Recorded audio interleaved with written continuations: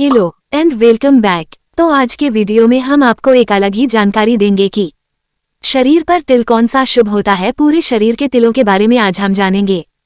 चाहे वह पुरुष है चाहे वह महिला हो, आपके पूरे शरीर के तिलों के बारे में आज हम जानेंगे और भी बहुत सारे निशान के बारे में चर्चा करेंगे जो महिला और पुरुष को भाग्यशाली बनाते हैं।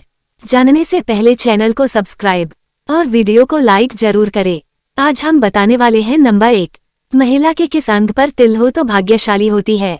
नंबर 2, औरतों की वह कौन सी 4 चीज हैं जो औरतों में अगर पाई जाए तो वह भाग्यशाली कहलाती है।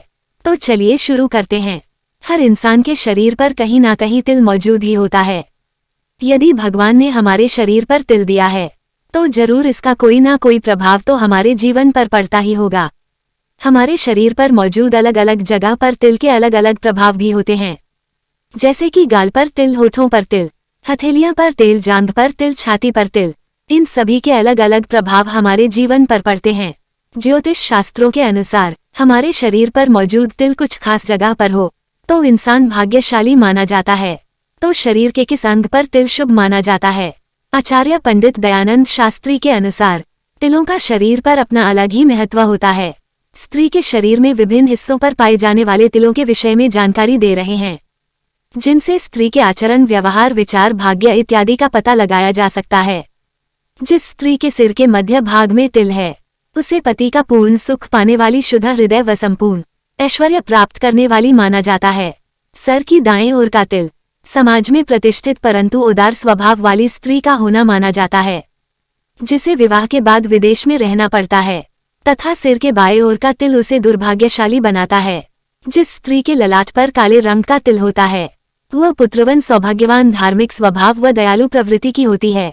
ललाट की दाएं ओर तिल स्त्री के जन्म स्थान से दूर रहने वाली, अच्छे स्वभाव की स्त्री होना माना जाता है, जिसे संतान कष्ट रहता है।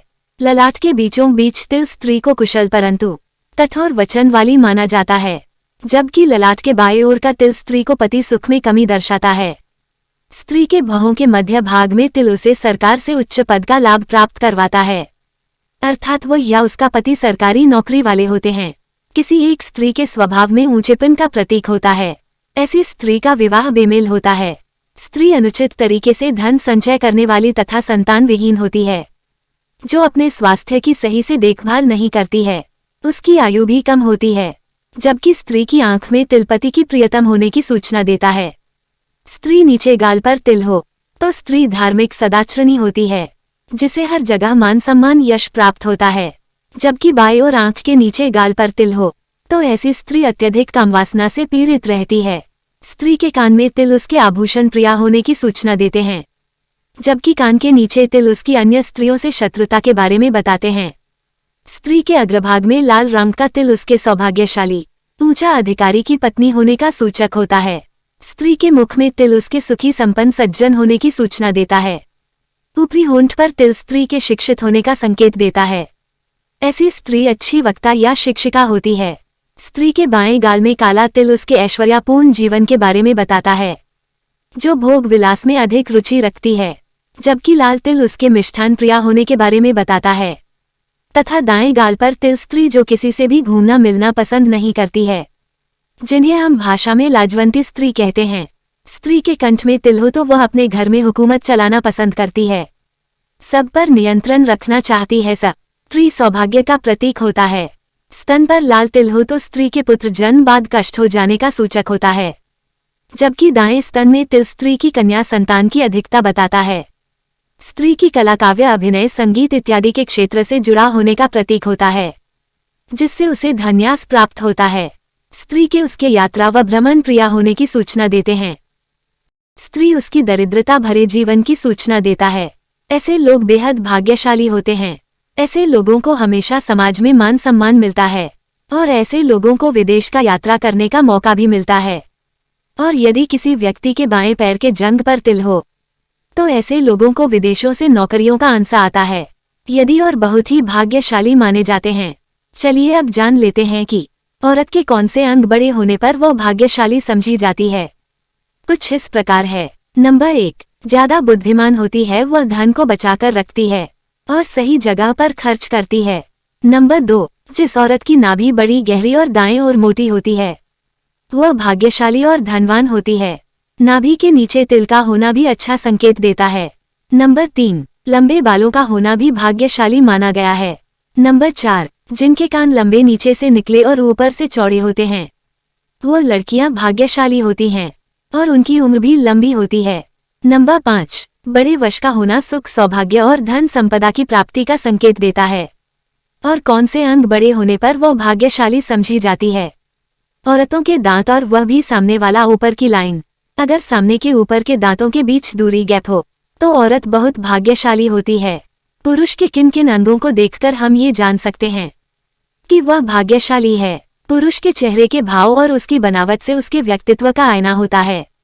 समुद्र शास्त्र में सुंदर गुना वाली कन्या के लक्षणों के बारे में भी बताया गया है। कौन सी महिलाएं बड़ी भाग्यशाली होती है? महिला के चेहरे की बनावट से उसके मन के अंदर में छिपे राज के बारे में जाना जा सकता है। किस्मत से मिलती है ऐसी नारी जिसमें स्वभाव रंग रूप को देखकर किसी भी इंसान के बारे में आप पूरा भविष्य जान सकते हैं। भाग्यशाली लड़की को लेकर बताया गया है।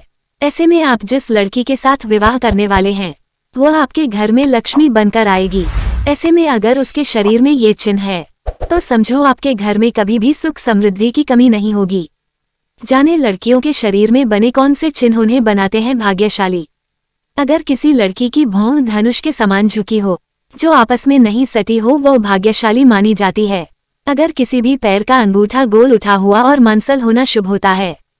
जिस लड़की के पैर पर कमल या चक्र का निशान हो वह भरपूर किस्मत की धनी होती है। ऐसा जीवनसाथी अपने साथ आपकी किस्मत का दरवाजा भी खोल देगा। साथ ही जिनके पैर गुलाबी आभा लिए बहुत सॉफ्ट होते हैं वह आपको हमेशा खुश रखेगा और आपका हमेशा साथ देगा। अगले हिस्से पर तिलिया मसा हो तो इससे पता चलता है कि उसकी किस्मत बहुत ही अच्छी है। और ऐसी लड़की अगर आपके जीवन में आ जाए तो आपकी किस्मत का सितारा भी बुलंद हो जाएगा। वहीं जिस किसी के बाएं गाल पर तिल होता है वो खाने की बहुत शौकीन होती है। साथ ही ऐसे व्यक्ति को कुकिंग करने में यानी खाना बनाने में भी बहुत आनंद आता है। प्रवेश बहुत ही शुभ माना जाता है। घर के भाग्य को उन्नति की ओर ले जाएंगे। वो खाने की बहुत शौकीन होती है। साथ ही ऐसे व्यक्ति को कुकिंग करने में यानी खाना बनाने में भी बहुत आनंद आता है। ऐसी लड़की आपके परिवार को भी हमेशा खुश रखेगी और घर में अन्य धन की बरकत रहेगी। जिसकी आंखें हिरनी के समान सुंदर और बड़ी होती हैं उनका घर में प्रवेश बहुत ही शुभ माना जाता है। ऐसी लड़की के कदम आपके घर के भाग्य को उन्नति की ओर ले जाएंगे। इसके अलावा जिसकी आंखें बड़ी होने के साथ ही काले रंग की भी हो या जिसकी पलकें छोटी छोटी हो वह लड़की भी बहुत शुभ होती है। नीचे की ओर नुकीले लेकिन ऊपर की ओर चौड़ा हुए कान धन के मामले में बड़े ही भाग्यशाली होते हैं। लड़कों के भी ऐसे कान उत्तम माने जाते हैं। समुद्र शास्त्र के अनुसार चिकनी और लाल जीव का होना सुख और सौभाग्य का चिन्ह है। चलिए अब जान लेते हैं औरतों की वह कौन सी 4 चीज हैं जो औरतों में है तो भाग्यशाली कहलाती है। मेरी समझ में तो मात्र नारी होना ही भाग्यशाली होना है, क्योंकि शून्य से सृजन एवं सृजन से विनाश और विनाश से पुनः सृजन की यात्रा में परमात्मा के रथ की सारथी नारी ही तो होती है। यदि शक्ति अर्थात नारी ना होती तो कदाचित परमात्मा केवल मात्र पुरुष से ही सृष्टि का सृजन कभी भी ना कर पाता। शायद यही बात जग जाहिर करने के लिए त्रिदेव ब्रह्मा विष्णु और महेश ने सदैव अपने वामन में नारी अर्थात शक्ति को स्थान दिया है, जिसका अस्तित्व मात्र ही भाग्य का देवता है। उसे नारी के बारे में ये कहना कि फलां 4 बातें या चीज उसमें हो तो वह भाग्यशाली होती है, ऐसा है जैसे कोई साक्षात सूर्य से कहे कि अगर आप में फलां 4 दिनों जैसा प्रकाश हो तो आप भाग्यशाली कहलाएंगे। फिर भी मात्र उत्तर देने के उद्देश्य से यदि केवल 4 बातें ही लिखती है तो मेरी दृष्टि में वह 4 बातें ये हो सकती हैं। ममता नारी का सबसे सहज गुण ममता है। अपनी संतान को जन्म देने के पश्चात माता बनी नारी के स्तनों में स्वयं ही संतान की भूख मिटाने के लिए दूध उतर आता है। दान के लिए ममता तो पिता के हृदय में भी होती है, किंतु संतान की भूख मिटाने की अलौकिक क्षमता तो केवल माता में ही प्रकट होती है।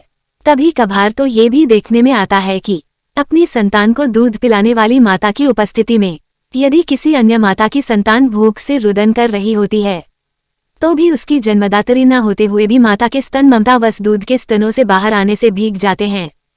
क्या प्रकृति में ममता का इससे अच्छा उदाहरण कोई और हो सकता है? उसका प्रेम कभी पुत्री बनाकर प्रकट होती है तो कभी बहन बनाकर युवावस्था में उसका प्रेम प्रेयसी के रूप में प्रकट होकर पुरुष को पूर्णता प्रदान करता है। अपने जीवन में भिन्न भिन्न क्षेत्रों में कार्य करते हुए समाज में वो अपना प्रेम कभी अध्यापिका के रूप में तो कभी एक सहकर्मी के रूप में तो कभी चिकित्सक के रूप में प्रकट करती है। नारी के प्रेम की महानता का कहाँ तक बखान करूं। नारी तो एक सैनिक के रूप में अपने जीवन का बलिदान देकर भी राष्ट्र के प्रति अपने प्रेम का इजहार करने से भी नहीं सकती। और शीलता नारी का एक सहज गुण है। सहनशीलता कदाचित इसीलिए सबका भार सहन करने वाली पृथ्वी को हम पृथ्वी माता अर्थात नारी के रूप में मानते हैं।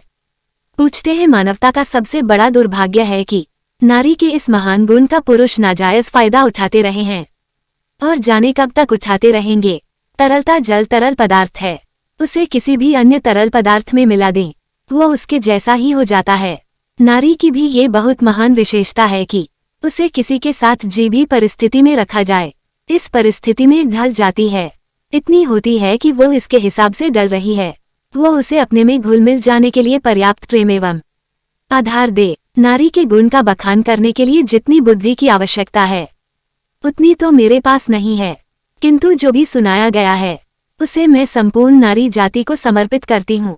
अगर ये वीडियो अच्छा लगा हो तो इस वीडियो को लाइक कीजिए। चैनल पर नए आए हैं तो चैनल को सब्सक्राइब जरूर करें और आपका कोई सवाल हो तो कमेंट बॉक्स में जरूर बताएं। ऐसे ही मजेदार वीडियो को देखने के लिए चैनल को सब्सक्राइब और वीडियो को लाइक जरूर करें। मिलते हैं नेक्स्ट वीडियो में। Take care and bye.